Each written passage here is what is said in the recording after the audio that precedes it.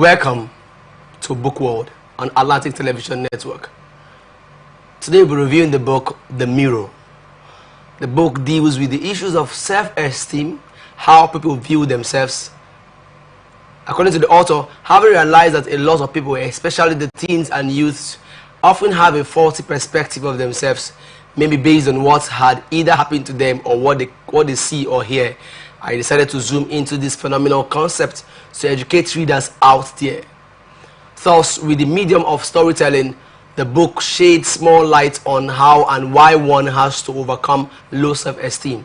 And interestingly, all the stories in the book are real-life stories and also relatable stories, which one can easily understand and relate with. In life, the portals of formation and growth is the ears and the eyes. What we see and what we hear are resources with which we build ourselves.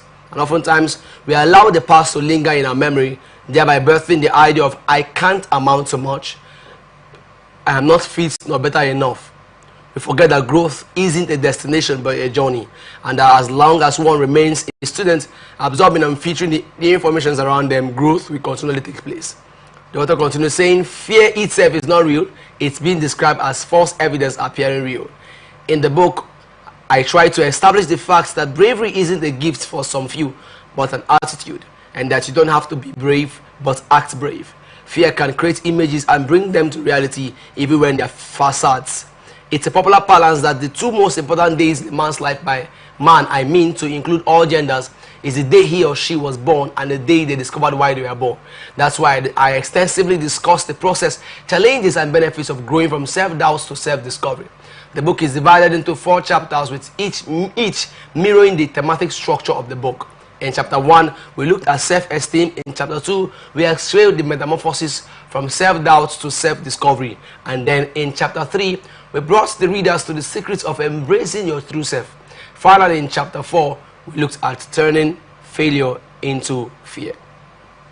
Today in the studio, I have with me the author of the book, Wisdom KF. He is a leadership coach and an author. Thank you so much, sir. Thank you for joining me. Thank you, sir. Welcome to ATN Book World. And before we continue, we'll go on a quick break. When we come back, we'll delve right into the book properly.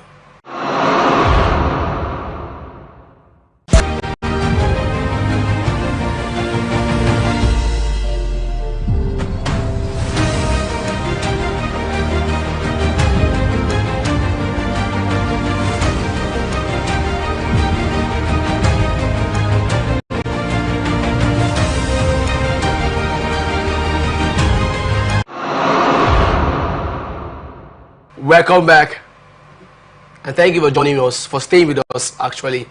Mr. Wisdom KF, thank you for joining me today. I would love to know, our audience would love to know, why did you choose the title, The Mirror? Okay, first of all, the book came about how people view us. I've discovered that on social media. Yeah. And first, the Bible says, out of the abundance of the heart, the mouth speaks. Okay. So we discovered that whatever people say is who they truly are. So we also discovered that a lot of teenagers, youths nowadays, they have this attitude of saying, I can't, I'm not sure I can do this, I'm not sure I can do this. But the truth is, when I look at into all these things, I discovered that people don't have this right perspective about themselves. Okay. All right. So that mirror is, the mirror is something you, as you look into the mirror, you're seeing yourself. You're seeing yourself. See, so I'm trying to tell people that if you can see yourself this particular way, this is how you will become. So if they keep on having this negative mindset about I cannot, so they will actually not be able to do that thing which they say they cannot. Okay. So the right perspective about themselves give them the right future. Okay. So because right perspective gives the right future. Yeah, because if you have a wrong perspective, definitely you're having a wrong. So your book, is it just for teenagers, or anybody could pick up a book to read? Anybody can pick up a book to read, because it's not just about teenagers, but the majority of them, is from this teenage age where, as like I said, the right perspective about yourself gives the right future. Okay. So if these teenagers now can see themselves being great, definitely they will, in the future, they will be great. So even the adult ones too. Okay. I used to tell people that time is age is just a number, like people say. Okay. So I can just be okay. If this person is an adult and is still saying these negative things about themselves, they can actually change. Okay. It's not just about the teenagers. Anybody can read the book. Okay, anybody can read the book. So what motivated you or served as your inspiration for the book? Like I said, first of all, is the way people speak, especially teenagers and youth. Okay. The way they speak about themselves personally, actually. The way they talk about themselves. I've seen a lot of people, my, let me say, age group, teenagers, youth, they always think that, always see somebody who is already up there, they believe that there is a supernatural hand that lifted them up. Okay. So they think that they cannot attain that height. So just they believe or they see themselves as inferior. Okay. Because when they go close to somebody who is already ahead, they don't think that they can attain that height. Right. Okay. Yeah. So this the perspective gave me that motivation to change their mind if they can read the book. It's been said that before you see the man, you see the boy. Yeah, boy, before you see the woman, you see the girl. Yeah. So if I'm to borrow your words, I think you're trying to talk to the teenagers, understanding that growth starts from that process. From that little yeah, because so if you don't address the boy, the man becomes a problem. Yeah. So and then it's been said that the best time to plant a tree. The best time to plant the tree is now. Is now, yeah. So you're talking about. So I think your book, from borrowing your words, you're trying to reach out to these teenagers to let them understand that anybody could be anything as long as they have the right perspectives. Because okay. So do you mind explaining further what you mean by this, by self-discovery? Self-discovery, from self-doubt to self-discovery. Like I said earlier. When we keep saying I cannot, you are actually giving yourself that once you keep saying I cannot, you are giving yourself a certain limitation. Okay. Yeah, but the moment you begin to say even the word I cannot, there's I can into it. So when you start saying I can do this, removing the not, I can do this, you are giving your mind this the space to think wider. Okay. So if you always say I cannot move this book from here to here, there's no way your mind will be able to think of how to move that book. Okay. Once you say I can move this book, even though you're not seeing possibilities, but somehow you are giving your mind that space to think that okay, since there are not possibilities in human form, what will now make me to remove this book from this stage to this stage? So self-discovery is giving your mind that space to look inward. Okay. To look inward and bring out the best of you. Does it mean with word discovery? Does it mean the person was lost? The identity was lost?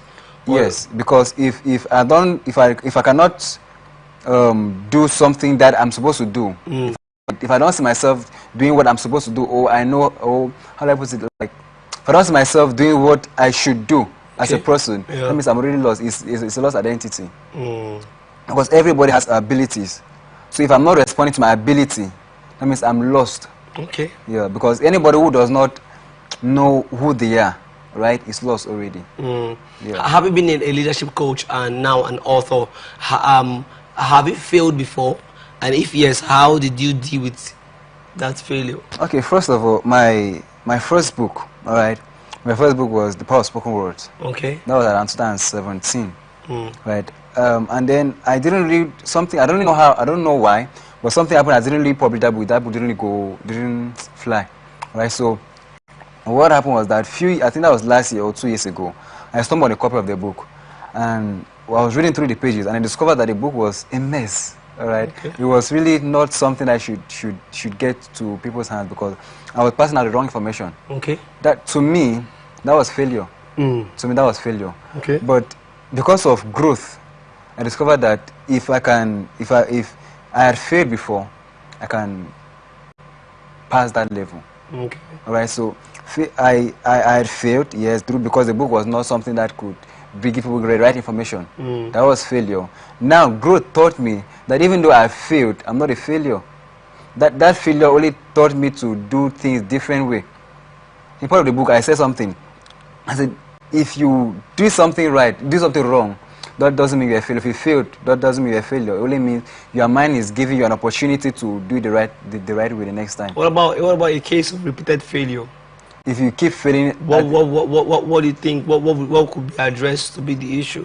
The mindset, or what do you think? If somebody is failing continuously, I think, okay, first of all, maybe the person is repeating the same process over and over again, which is insanity of the mind. Which is start from the mind. Okay. So if I've done something once and it didn't succeed, normally I should do the next I'm doing. I shouldn't do the same thing, the same process I did to achieve that result. Because if I'm doing the same process, definitely I will get the same result. Okay. So I should change the process. Then in a case where the process is being changed and then it's still not working, I think that the person should go to somebody who is ahead of the person and had overcome what this person is trying to do, right, and learn from the person. Okay. I once read a story of a cub, a lion, the cub that was giving birth, and the parents left the cub, and then along the way, a farmer, a herdsman, was walking with his sheep, and then picked up that cub and took the cub to his farm, and that cub grew up amongst the sheep. And then one of the days, every day, the farmer gets to take these herd sheep to the river to go drink water. And when they get down there, across the river, the lion and the pack will come. Lions and the pack will come and to drink for that same river, and then roar. Once they roar, all of the sheep will run away. So that thing kept happening. But that lion among the sheep would always look at when that lion comes, he will look at himself in the mirror and look at the lion and discover that we are the same.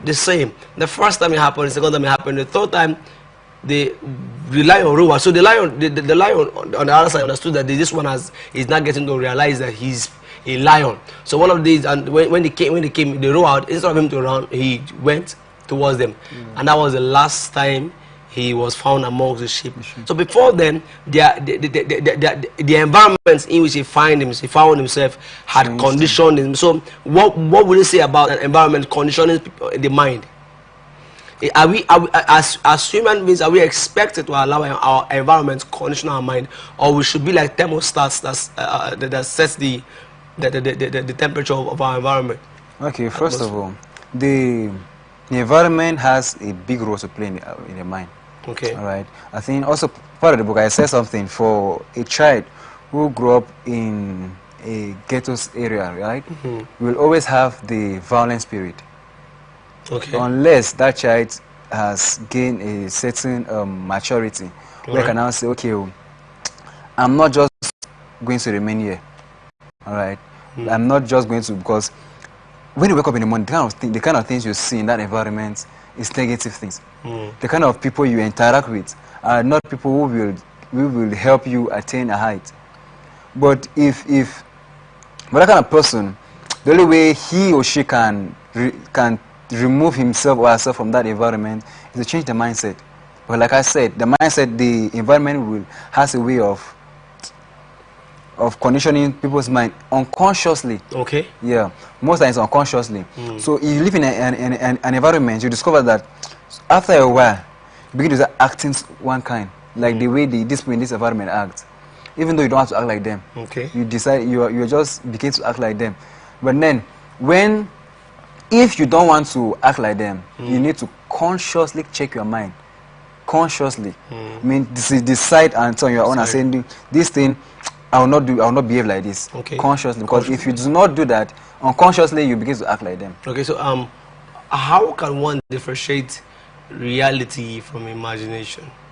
Reality from imagination. Have you ever been driving on the road before and you find out that you're seeing a pool of water on the road? When you get close, it's no longer there. We call it facade in literature. Yeah. So at that point, while you are driving, what you're saying is that you could be likened to an imagination. Yeah. When you come close, the reality is that there was no water there. So what's your take on, or the thin line between reality and imagination? Okay, first of all, like I said and you read, fear creates images and bring them to reality. All right. So if I'm not scared, all right, I'm seeing something ahead of me, and then I'm not scared of that thing. There is no way that thing ahead of me will shake my actions, my attitude, because definitely I'm not scared. All right. But when I see something now, I'm walking the road, like one of the stories there, true life story. We're walking, and we are seeing two people ahead of us. We are trying to meet up with these people, and we could not meet up. All of a sudden, they disappeared. Now we discovered that these people were not people actually. It was just imagination. It was just fear that brought people to life, which were never there. So how to differentiate this thing is, first, don't be scared. Okay. Yeah, because if you are scared, definitely you see things that will shake your attitude. So you're trying to say that fear is a door that opens one to unreality. It is an unrealistic thing. Unrealistic, yeah. Okay, so what's your idea on self-development? Because before someone discovers him, builds his low self-esteem, and then discovers himself, and then tends to embrace oneself, because you don't just embrace trash. Yeah. So where does self-development come in? Okay, first. What's your idea on self-development? Okay, first of all, if you have to grow to a certain height, there are steps to take, yeah? Okay, first you can read books, and then if books are not working, you can talk to people who are ahead of you. All right? You can go to people who you know that they can talk life. Because the Bible says, the word I speak, that life and that spirit. So you can go to people who you know that they can speak life. Not your age mate, people who you know are ahead of you. Okay. So people who you know that are better than you. To speak words, to speak you to reality. Those who are wise. Those who are wise, yeah, to speak it to reality. Okay. Because if you go to somebody who doesn't really know much, person will only give you what he knows. And what he knows might be something you already know also. But and you do not go today and then stay till next month, next year before you go again. Go continually, listen to it continually. So that, because the more you listen, the more there's a strength built from within. Okay. All right, because that is the thing about listening. If I have a set of people I mentor, all right. So the more I keep talking to them, the more they are built up. That is how we are being developed. We are through listening, through what we see. So they see me do things, they want to try them, because they're not okay. Yes, wisdom is ahead of me in this level. I should be able to emulate what he's doing. So we should, aside reading, we should go to people who we know they are bigger than us, or they are ahead of us, better than us, to help us bring out the best of us. All right, so one more question. As a leadership coach, what's your idea of leadership? Okay, leadership, like I said some time ago, is to be a good leader, you must be a good servant. Okay. All right, yeah. Like the illustration I gave the last time, if a leader walks into a place, you should not just go to your seat and sit down, and then you see things are not well arranged. You just go and sit down, and then start appointing people. You say, you take care of this, you take care of this. If you walk into a place and the first person, even as a leader, who's a player, and then you're the first person that arranging, then maybe when the next person comes, when somebody who is somebody you are leading comes in and sees you doing something, you will not be able to tell that person to join you before the person will join you. Okay. Person will automatically know that this is my leader, he should not be doing this thing. So people will tell you, please don't worry, I'll take care of it. That is, so for you to be a good leader, must be a good, you must be able to serve people. Okay. That's how to lead people. For you to lead, must serve first. I think you're echoing the words of Nelson Mandela, who says, I believe as a leader that I lead from behind. Yeah, you I stay behind and then others take the lead. I control it from the background. From the background. Yeah. Servanthood leadership. Right, to answer your wealth of knowledge, and teaching has enlightened our listeners, and I'm sure that they are ready to get a copy and not just read it, but act in accordance to its message. And thank you for coming today. Thank you. Thank you. Thank you. And that's all the time we have for today, folks. Till the next time for more literary adventures. Until then, keep reading and exploring the world through books.